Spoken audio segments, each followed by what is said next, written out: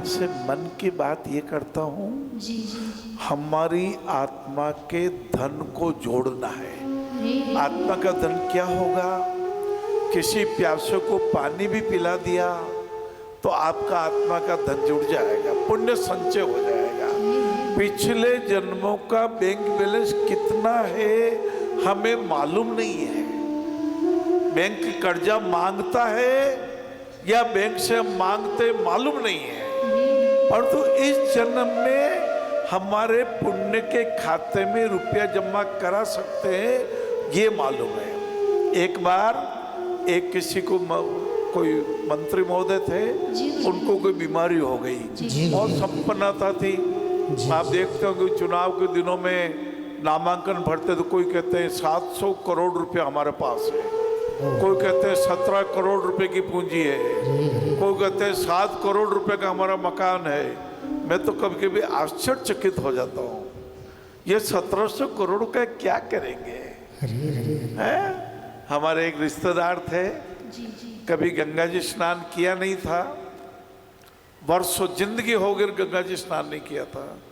70 साल की उम्र में पति पत्नी के मन में आया एक बार तो गंगा जी स्नान करा मैं, हरिद्वार जाए मैं, ट्रेन के टिकट भी करा लिए, और एक कमरा जिसमें उनके धन संपत्ति थी, कहते हैं सोने की ईंटें भी थी, चांदी की ईंटें भी थी, जो कुछ भी था, उस कमरे का ताला लगाया। तो उनके पुत्र ने कहा कि मम्मी ये ताला क्यों लगाया, हम है ना यहाँ पे? अरे बेटा हम 5 दिन के लिए गंगा जी के स्नान करने जा रहे हैं बेटा, कोई बात नहीं, थारा पर तो 15-16 कमरा है रे, एक कमरा रे ताला लगे तो ताला लगे रहे दे, कई बात नहीं, कई फर्क नहीं पड़े कि कल ताला टूट जाएगा तो मुझे मत बोलना। धमाक से दोनों माता पिता वही बैठ गए, आंखों में आंसू आगे रोते हुए बोले हमारे भाग्य में गंगा जी का स्नान नहीं लिखा है। वहीं बैठ गए, किवाड़ को वापस खोल लिया। अरे कहाँ खो गए, कहाँ खो गए, किसके लिए आए थे? खाली हाथ आए थे, बंद मुट्ठी से आए थे और खुले हाथ जाएंगे, फिर भी इतना अभिमान, इतने धन की लालसा। मेरे ये मकान है, मेरी ये हवेली है, मेरा ये धन है, मेरे पास इतना सोना है, मेरे लोकर भी इतनी चांदी है, कुछ नहीं होगा। कलम कान पे टंकी रह जाएगी, हाँ घड़ी हाथ में लगी रह जाएगी, कल की पेशी पड़ी रह जाएगी, ये धन हंसता रहेगा। एक बार 2 भाई ऊंट में बैठ के कहीं जा रहे थे आसाम कमाने के लिए। एक भाई ने अचानक देखा बहुत सारे सोने के सिक्के पड़े हुए हैं कोने में, एक पुल के नीचे 1000 एक सिक्के पड़े हुए, एकदम ठहर गया। अरे भाई आपने तो बिना कमाए काम भी गयो, 1080 रुपया है। छोटा भाई ने को जा भाई शहर में जान मिठाई लिया, नमकीन लाव जे, मिठाई लाव जे, थोड़ा रसगुल्ला लाव जे, थोड़ा पूरी सब्जी लाव जे, आप जिमांगा आज तो मजो आई गयो। 500-580 रुपया आप लोग दोनों रह जाएगी। धन रूपी डाकण ने दुर्भाव ला दिया। बड़े भाई ने सोचा रे 500 बढ़ जाए, मां तो 2 ही भैया खाली 1080 रुपये मारी भेज जाओ तो किसान रहे।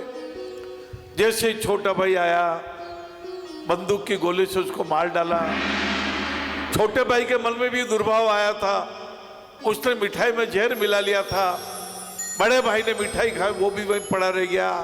डाकण हंसती रही, दोनों भाई मर गए। किस दुनिया में रह रहे अपन? अरे जुड़मा दोनों भाई एक माता के गर्भ से जन्म लिया, फिर भी कितना भेदभाव हो गया। मैं तो श्रवण कुमार को उपासक हूं, मैं अच्छा ही देखने वाला हूं। मोहनलाल और सोहनलाल दोनों भाइयों के पाती हो गई।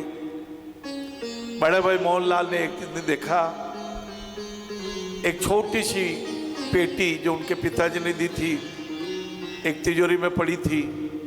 उन्होंने खोल के देखा तो उसमें 6 सोने के कड़े। अपने पत्नी को बुलाया, भगवान आओ देखो पिताजी ने अपने को संदूक ची यूं क्यों दे दी, मुझे तो मालूम भी नहीं था इसमें सोने के 6 कड़े हैं। सोने के 6 कड़े हैं, चलो 3 कड़े अपन रख लेते हैं, 3 कड़े छोटा भाई को दे आते हैं। उनकी धर्मपत्नी बोली 3 कड़े छोटे भाई को तो दे आते हैं, देवर जी को दे आते हैं, वो तो अच्छी बात है, पर 3 कड़े भी अपने रख के क्या करना है? अरे तो 17 लाख रुपए आ जाएंगे, 500 बच्चे खड़े हो जाएंगे। उन्होंने सोने के कड़े 3 को बेच दिया और 17 लाख से 500 बच्चे को ऑपरेशन करा दिए।